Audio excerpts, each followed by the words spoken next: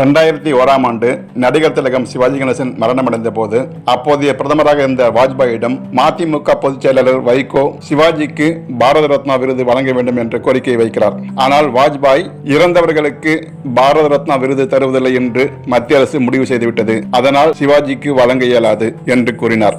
ஆனால் முன்னாள் பிரதமர் நரசிம்மராவ் மறைந்து பல ஆண்டுகளுக்கு பிறகு அவருக்கு இப்போது இந்த விருது வழங்கப்பட்டுள்ளது. ஆனால் தமிழ் திரையுலகில் முடிசூடா மன்னனாக விளங்கிய சிவாஜிக்கு பாரத ரத்னா விருது தராமல் போனது ஏன்?